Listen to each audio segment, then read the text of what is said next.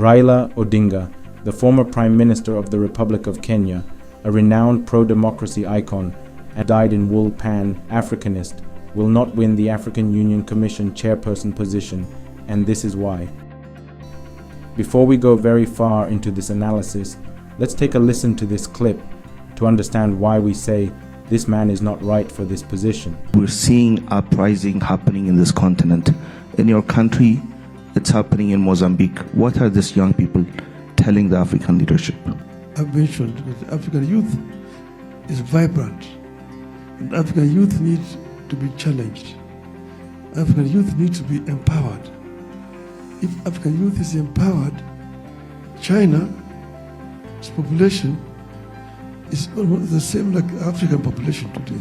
First, China spent a lot of resources in manpower development. Two, they also saw a cheap source of raw materials. Political philosophy. They rushed to China and produced in China. Materials that they are rushing for in China is made with raw materials from Africa for products to go and make steel products in China. China managed to move 600 million people from poverty to middle income status. My question wasn't on China or AI, respectfully.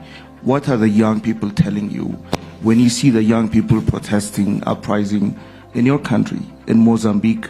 What are they telling you? Here, instead of giving a straight answer on what he can do to address the challenges faced by the youth, candidate Raila spends a whole 5 minutes talking about outlier issues that don't directly say what he will do. First China, they rushed to China. China managed. To understand why Raila will not win and is not the right candidate for this position, let's start with what work the African Union Commission AUC Chairperson does and how candidate Jacob does not fit into each of these roles.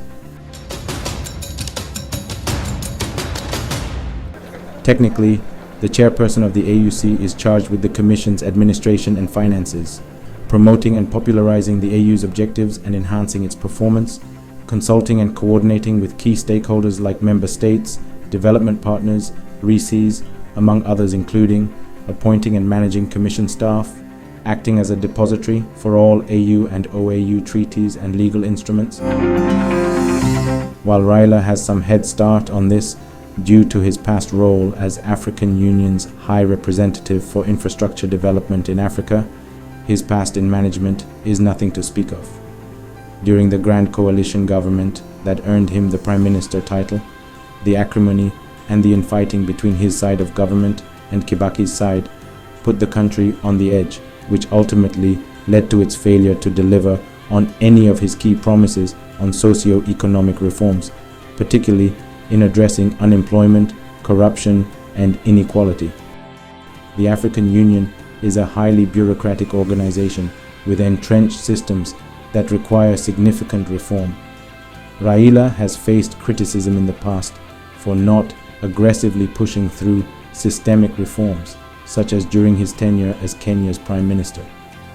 The protocol relating to the establishment of the Peace and Security Council, PSC, also allows him to use his good offices in the prevention, management, and resolution of conflicts on the continent. These duties imply that the AUC Chair needs to be both technically sound in the management of the Commission and a seasoned diplomat to deal with the various stakeholders in the diplomatic space.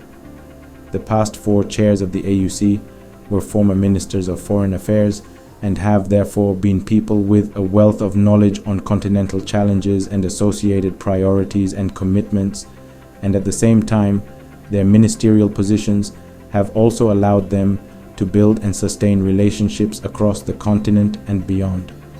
While Raila Odinga has had a chance to interact with regional and global leaders in the 20-something years he has been in high government positions in Kenya, diplomacy and the craft is a different kettle of fish requiring skills, patience, and insight that might be lacking for the indomitable lion of Africa.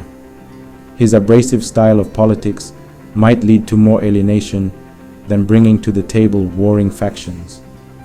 Given the central role of the chairperson, the importance of this mix of skills and experience cannot be overstated. The African Union has struggled with issues of corruption and mismanagement in the past.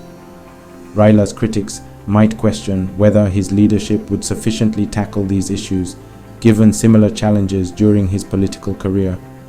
Effectively instituting and enforcing accountability across the AU's complex structures may demand a level of administrative rigor he has been critiqued for lacking in prior roles, especially during the Grand Coalition government in Kenya.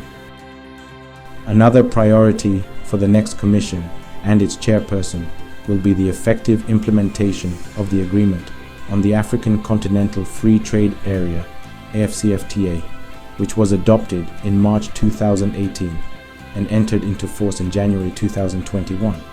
While this is generally one area that will be led by technocrats and the Secretariat, the AUC Chair has to keep it top as an agenda due to the significant role it will play in helping Africa achieve Agenda 2063.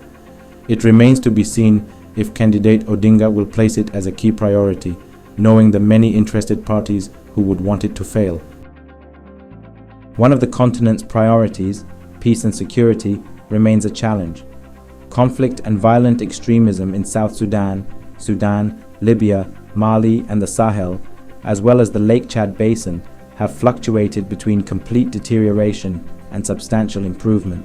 Yet no lasting resolution has been found, even if the latest developments in Libya, Sudan, and South Sudan allow a glimmer of hope.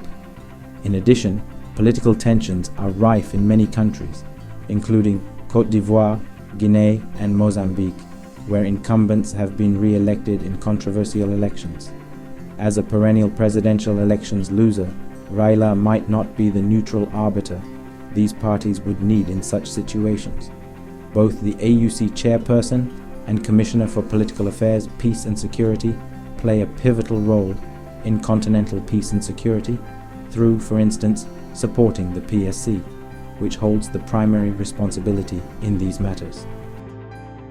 As AUC Chairperson, he would need to demonstrate diplomatic finesse and impartiality in resolving conflicts, which may differ from his more politically assertive approach in Kenya. The AU and other regional bodies is still seen as an organization of heads of state, far removed from the African people. This is owing to the AU's principled positions, which often overlook people's grievances while appearing to side with incumbents. Bringing the AU closer to Africans will require bridging the gap between national governments and their citizens through more democratic, transparent, and inclusive governance. While Raila might succeed in achieving these due to his politics and people's skills, it remains to be seen if given the position whether this one advantage will make a difference in the sea of so many gaps in his suitability for this position.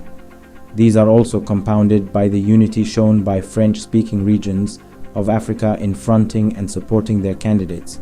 So, from the onset, candidate Raila starts his race unsure of garnering the 29 votes from these countries and the 19 majority Muslim countries who most likely will support the Djibouti candidate.